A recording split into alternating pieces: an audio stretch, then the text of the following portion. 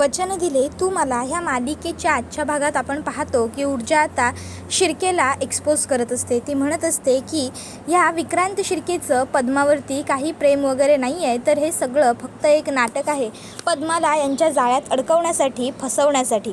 पद्मा कदम हिच्याकडून यांना या ॲफिडेव्हिटवरती सह्या हव्या आहेत. यामध्ये असं लिहिलेलं आहे की पद्मा कदम ही विक्रांत शिर्केवरचे सगळे गुन्हे मागे घेते आणि त्याचबरोबर आयुष्यात पुन्हा पुढे कधीही पद्मा ही विक्रांतवरती केस करूच शकणार नाही आहे. म्हणून ह्या एका अटीवरती, ह्या बोलीवरती हे लग्न होतं आहे. त्याबरोबर मीडिया लगेचच हे ऊर्जाचं बोलणं उचलून धरते आणि लगेचच शिर्केला प्रश्न विचारू लागते. शिर्के साहेब, ऊर्जा मॅडम जे काही बोलत आहेत ते सगळं खरं आहे का? खरोखर तुम्ही पद्मा कदम हिच्याकडनं हे असं काहीतरी करून घेत आहे का? पद्मा कदम हिच्याकडनं हे सगळं करून घेऊन तुम्हाला नेमकं काय साध्य करायचं आहे? तुम्हाला तुमची मान सोडवायची होती म्हणून तुम्ही हा सर्व एक मार्ग निवडलात का? म्हणजे याचा अर्थ खरोखर तुमचा मुलगा गुन्हेगार आहे का? तुमचा मुलगा दोषी आहे का?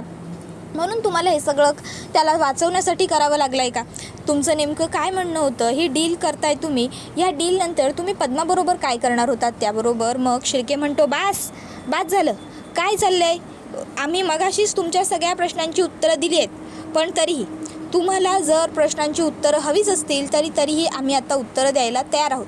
ऐका, पहिली आणि सगळ्यात महत्त्वाची गोष्ट, ह्या पद्मा कदमकडून आम्ही ॲफिडेव्हिट सही करून घेत होतो, पण त्याच्या मागे एक वेगळं कारण होतं. आता पद्मा ही विक्रांतची होणारी बायको आहे. कुठली बायको आपल्या नवऱ्याच्याच विरोधात कोर्टात केस खेळत बसेल? म्हणून आम्ही फक्त आता त्यांचं सगळं नातं पुढचं सुरळीत व्हावं यासाठी पद्माकडनं त्या ॲफिडेव्हिटवरती सही घेत होतो. बास, विषय संपवावा यासाठी. त्याबरोबर ऊर्जा म्हणते, पण जर लग्न करून तुम्ही पद्माला तुमच्या घरीच घेऊन जाणार होतात, तिला सुखात ठेवणार होतात, तर मग अर्थात तुम्हाला हे सगळं करून घेण्याची काही गरजच नव्हती. तुमच्या मनामध्ये ही भीती कशाला राहिली? कारण तुम्ही पद्माला लग्न करून तुमच्याबरोबर तुमच्या घरी नेणार नाही आहात. त्याबरोबर आता लगेचच बरोबर बोलते ना मी, असं ऊर्जा विचारते. त्यावर लगेचच शिर्के म्हणतो की घरी नेणार नाही म्हणजे? आमच्याकडे तरी नवीन लग्न केलेल्या सुनेला घरीच घेऊन जाण्याची पद्धत असते. हवं तर विचारा आमच्या मंडळींना, विचारा. घरी सुनेच्या स्वागताची सगळी तयारी करून त्या इकडे आलेल्या आहेत, विचारा.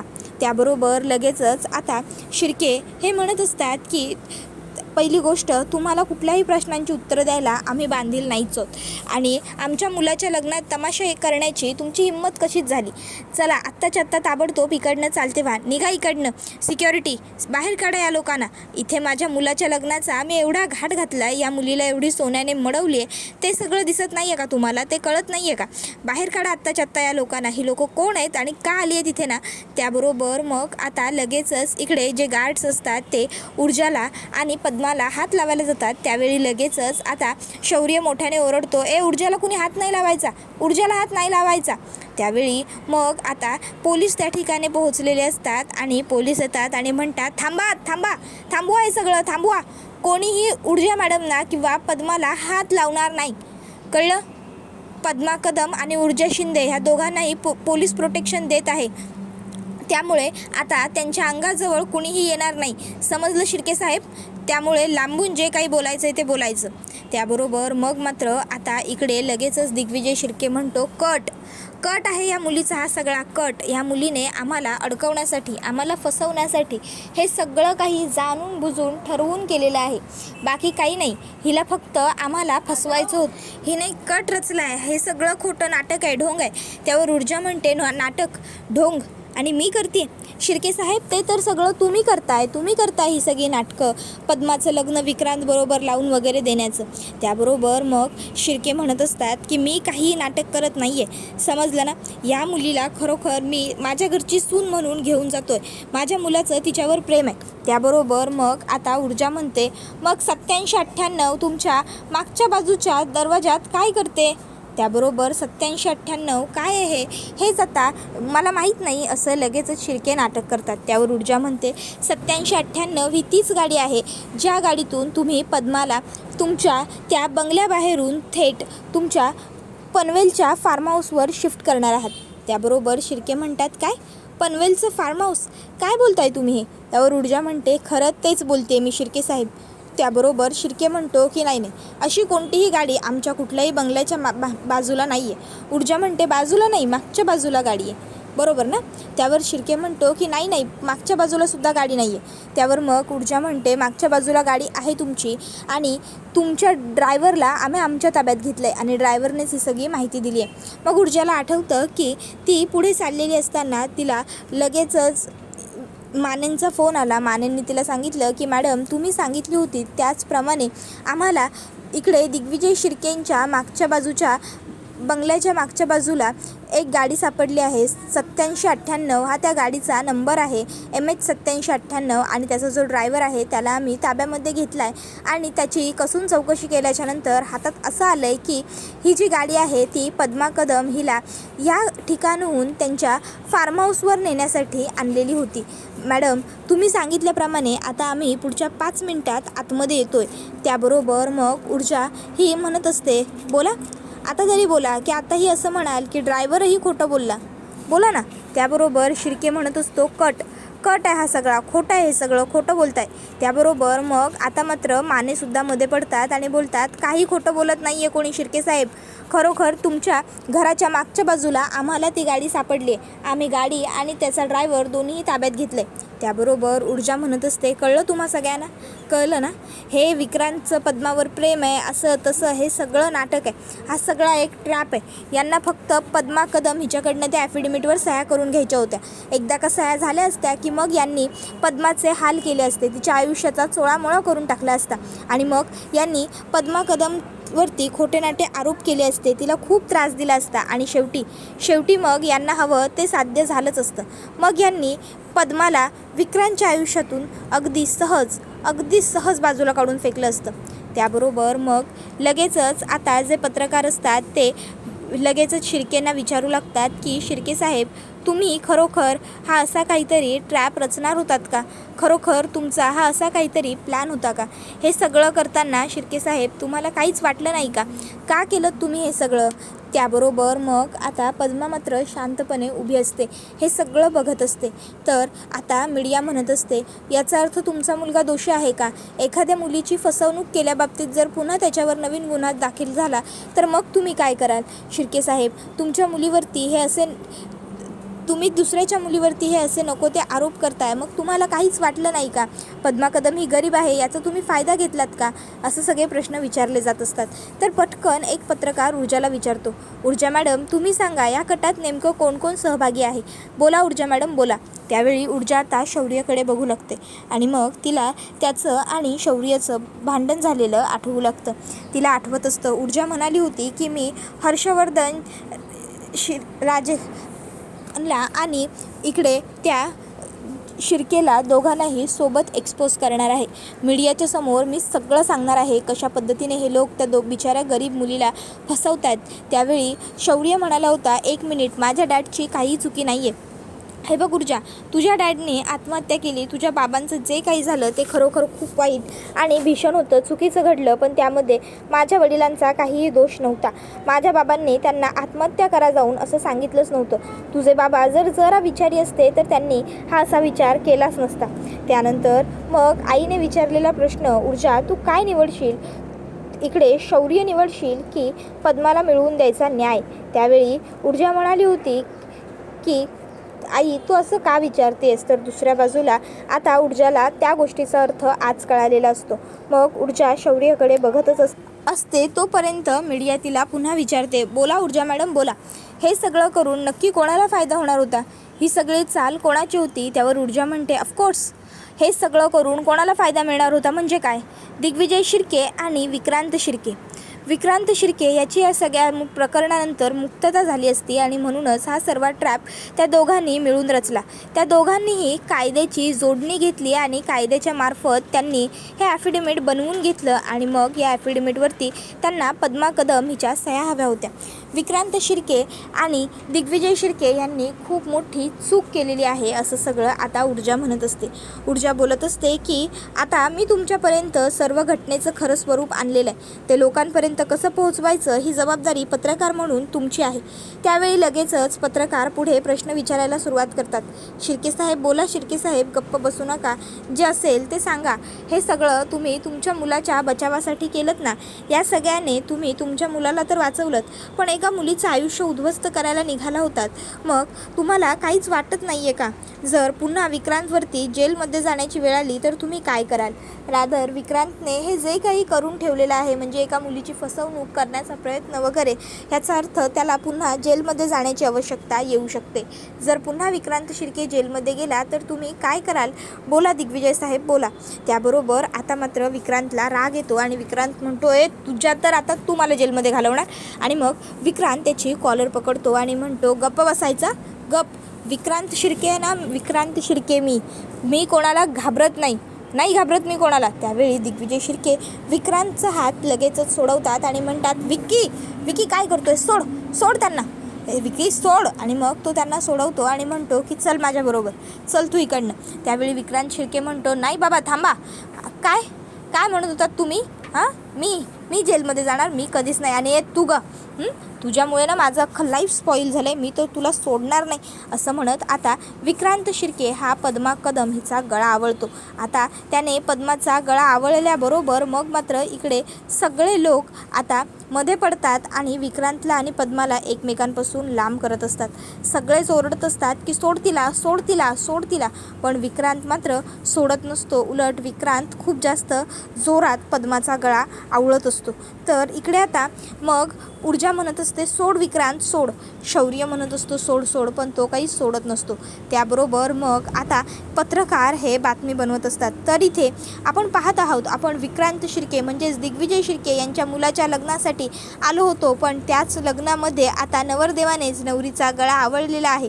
आता हे सगळं पुढे नेमकं कसं स्वरूप घेणार, पुढे काय घटना घडणार, या सगळ्या जाणून घेण्यासाठी आपल्या चॅनलबरोबर जोडलेले राहा. त्याच्यानंतर मग तो सुद्धा जो पत्रकार असतो तो पण पटकन येतो आणि तो सुद्धा आता मध्ये सोडवायला मदत करत असतो. विक्रांत काही इकडे सोडायला पद्माचा गळा तयारच नसतो. कसं बस सगळे आता विक्रांतला आणि पद्माला एकमेकांपासून दूर करतात. त्यानंतर मग आता इन्स्पेक्टर साहेब हे म्हणत असतात विक्रांत भाणावर ये, आत्ताच्या आत्ता आम्हाला याला अटक करावी लागेल. कॉन्स्टेबल विक्रांत शिर्के यांना ताब्यात घ्या. त्याबरोबर शिर्के साहेब म्हणतात की अहो तुम्ही नाही अटक करू शकत माझ्या मुलाला असं. त्याबरोबर शिर्के साहेब आम्हाला अटक करावीच लागेल, आमच्याकडे पर्याय नाही आहे. तसंही तुमच्या मुलाला सगळ्यांनी पद्मा कदम हिचा गळा आवळताना रंगेहात पकडलेला आहे. मग उद्या आम्हाला लोक का विचारणार नाहीत की आज जर याची ही अवस्था आहे तर उद्या हा पद्माचं लग्न करून काय करेल. त्याबरोबर मग आता लगेचच विक्रांतची आई रडू लागते आणि म्हणते अहो हे सगळं. त्याबरोबर ते म्हणतात की काही होणार नाही आहे विकीला, तू पुढे हो, तासाभरात मी त्याला घेऊन घरी येतो.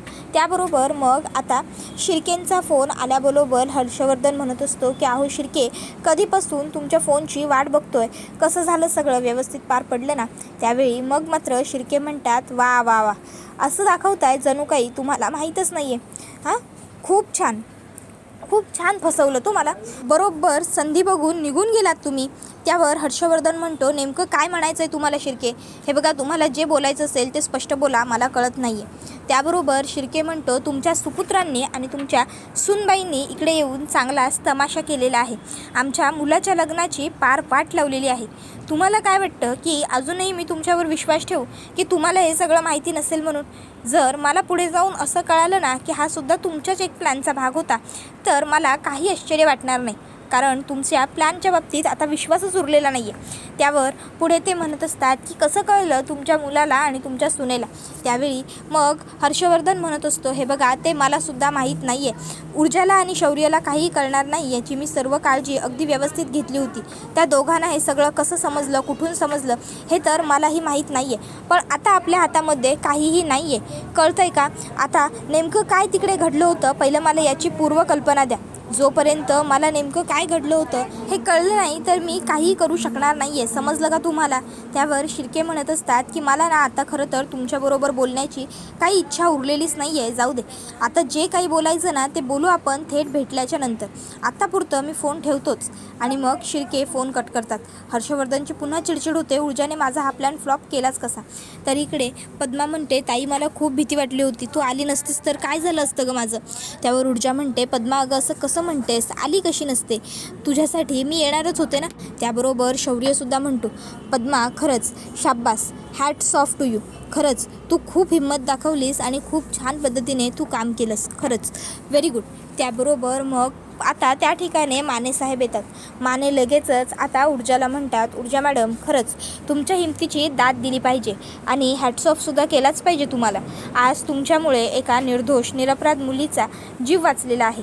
त्यावेळी पद्मा म्हणत असते, ताई आता आपण प्लीज घरी जाऊयात का? आधी मला ना इथे थांबणं असह्य होतं आहे गं, माझा श्वास नुसता कोंडल्यासारखा झाला, आपण घरी निघूयात ना जायला. त्यावेळी ऊर्जा लगेचच म्हणते, हो हो पद्मा, फक्त 5 मिनटं तू रिलॅक्स हो. आणि मग ऊर्जा म्हणते, मानेसाहेब हे शिर्केंनी जे काही पद्माच्या अंगावरती दागिने घातलेले आहेत ते दागिने सगळे मी व्यवस्थित काढून तुमच्याकडे सुपूर्द करते, मग तुम्ही त्यांची फॉर्मॅलिटी कंप्लीट करा. त्यावेळी शिर्के म्हणत असतात, पण हिच्या अंगावरून हे दागिने काढण्याची काहीही गरज नाही आहे. शिर्केंनी स्वतःहून हे दागिने पद्मा कदमच्या अंगावरती घातलेले आहेत ना, मग काढायची काय गरज आहे? त्यावर ऊर्जाला आता ते म्हणतात की पुढे भविष्यात पद्माला ते दागिने उपयोगी पडू शकतात, ती वापर करेल त्या दागिन्यांचा. त्यावेळी ऊर्जा म्हणते की नाही, नको, आम्हाला त्या शिर्केकडनं एक साधी फुटकी दमडीसुद्धा नको आहे, म्हणून म्हणते की मी तुमच्याकडे हे दागिने यादी बनवून देते, मग तुम्हाला जे करायचं आहे ते तुम्ही करू शकाल. त्यावर शिर्के साहेब म्हणतात, ठीक आहे, द्या तुम्ही माझ्याकडे, पुढे काय करायचं ते मी बघतो. मग लगेचच ऊर्जा दिव्याला म्हणते, दिव्या तुला तर हे दागिने कुठल्या बॉक्समध्ये आणले ते माहीत असेल ना, जा जरा तू बॉक्स घेऊन ये. त्याबरोबर दिव्या म्हणत असते, ऊर्जा हे बघ मी. त्यावर ऊर्जा म्हणते, दिव्या बॉक्स घेऊन ये, आपण आता सध्या काहीच नको बोलूया, मला तुझ्याशी बोलायचं आहे पण नंतर. आता सध्या पद्माचं सगळं व्यवस्थित करणं गरजेचं आहे. त्यानंतर इकडे विजया आता आदित्यला म्हणते, अरे आदित्य काय चाललं आहे तुझं, कधीपासून फेऱ्या मारतोयस बाबा, एक जागी जरा बस तरी. आदित्य म्हणतो, नाही मम्मा मी नाही बसू शकत, जोपर्यंत माझ्यासमोर दिव्या येऊन उभी राहत नाही, मी तिला माझ्या मनातले प्रश्न विचारत नाही, तिला खडसावत नाही ना, तोपर्यंत मी शांत नाही बसू शकत. विजया म्हणते, अरे पण मग ही मुलगी गेली कुठे, काय सुरू काय आहे सगळं? त्यावेळी मग आदित्य म्हणतो, मम्मा तुला तर माहिती आहे ना की त्या विक्रांत शिर्केचं आणि पद्मा कदमचं लग्न लावून द्यायचं असा घाट घातला होता डॅडनी. मला वाटतं की ही दिव्या मूर्खसुद्धा तिकडेच गेलेली असणार, त्याशिवाय काय घरातले सगळे एकदम एकाएकी गायब झाले असतील. त्याबरोबर मग आता लगेचच विजया म्हणते, काय यांनी आणि दिव्याची मदत घेतली असेल असं तुला खरंच वाटतंय का? त्यावर मग आदित्य म्हणतो, हो घेतली असेल ना मॉम, यांनी खरंच दिव्याची मदत घेतली असेल, कारण या दिव्यासारख्या ज्या मुली असतात ना त्या मोबदला मिळाला तर काही करू शकतील असे असतात. आणि डॅडचं सुद्धा ती काम काही फुकट करणार नसेलच, त्या बदल्यात डॅडने तिला काहीतरी ऑफर केलं असेल ना, म्हणून तिने अगदी जी जान लावून बाबांचं काम केलेलं असणार आहे. म्हणूनच मला बघायचं. तोपर्यंत त्या ठिकाणी लगेचच हर्षवर्धन येतो. हर्षवर्धन विचारतो की विजया दिव्या कुठे आहे? त्यावर विजया म्हणते, अहो दिव्या तर तुमच्याबरोबर. त्यावर मग आदित्य म्हणतो, बाबा दिव्या कुठे आहे? त्यावर मग आता लगेचच इकडे हर्षवर्धन म्हणतो, कुठे आहे म्हणजे? त्यावर शौर्याला, आता दिव्याला तुम्हीच बाबा पाठवलं होतं ना कामासाठी, असं आदित्य म्हणतो. त्यावर लगेचच आता हर्षवर्धन म्हणतो, म्हणजे दिव्या अजून घरी आलेली नाही, 1 मिनिट. आणि मग लगेचच तो वरती धावत पळत निघून जातो. त्यावर लगेच आता आदित्य म्हणतो, मॉम आता बाबांच्या ह्या बिहेवियरवरून एक गोष्ट क्लिअर होती आहे की आज पुन्हा एकदा त्यांचा नवीन कुठला तरी प्लॅन फ्लॉप झालेला आहे. आता घरात महाभारत होणार, त्यासाठी तयारी राहा. बरं असो, मी येतो. एवढं बोलून लगेचच इकडे आदित्य त्याचा कोट आणि त्याचे जे फाईल्स वगैरे असतात ते सगळं घेऊन तिकडनं निघतो. त्याबरोबर मग दुसऱ्या बाजूला इकडे पद्माच्या अंगावरती जे दागिने घातलेले असतात ते आणण्यासाठी दिव्या गेलेली असताना पद्मा ऊर्जाला म्हणते, ऊर्जाताई पुन्हा एकदा थँक्स वन्स अगेन, तुझ्यामुळे हे सगळं शक्य झालं. त्याबरोबर मग ऊर्जा आता लगेचच इन्स्पेक्टर मानेंना म्हणते, माने मी तुम्हाला लगेच सगळे दागिने काढून देते. त्याबरोबर मानेंनासुद्धा ऊर्जाच्या ह्या स्वाभिमानाचं कौतुकच वाटतं. मानेसुद्धा म्हणतात की खरंच ऊर्जा मॅडम तुम्ही ग्रेट आहात. त्यानंतर ऊर्जा शौर्यला म्हणत असते, शौर्य माझ्यासाठी सर्व गोष्टी महत्त्वाच्या आहेत, पण माझ्यासाठी सगळ्यात महत्त्वाचं आहेस तू आणि आपलं दोघांचं असलेलं नातं बास. त्या व्यतिरिक्त मग माझ्यासाठी काहीही गरजेचं नाही आहे. त्याबरोबर शौर्य आणि ऊर्जा दोघंजणं एकमेकांना घट्ट मिठी मारतात. इतक्यात हर्षवर्धन त्या दोघांनाही हाका मारतात. ते दोघं बाहेर आल्याच्या नंतर हर्षवर्धन ऊर्जाला विचारतो की काय गरज होती तुला आगाऊपणा करण्याची. तू आज जो काही जाऊन आगाऊपणा केला आहेस ना, त्याचे परिणाम खूप वाईट भोगावे लागणार आहेत तुला. त्यावर ऊर्जा म्हणते, तुम्ही धमकी देताय की मला घाबरवताय? हां. त्यावेळी मग मात्र हर्षवर्धन गप्प बसतो. त्याबरोबर हा व्हिडिओ इथे संपत नाही. व्हिडिओ आवडला असेल तर व्हिडिओला लाईक करा. चॅनलवर नवीन असाल तर चॅनलला सबस्क्राईब करा आणि बेल आयकॉन आठवणीने प्रेस करा, जेणेकरून तुम्हाला पुढच्या प्रत्येक व्हिडिओचं नोटिफिकेशन मिळत जाईल. पुढचा व्हिडिओ येईपर्यंत या व्हिडिओचा आनंद घेत राहा. Tata bye bye. धन्यवाद. Take care all of you.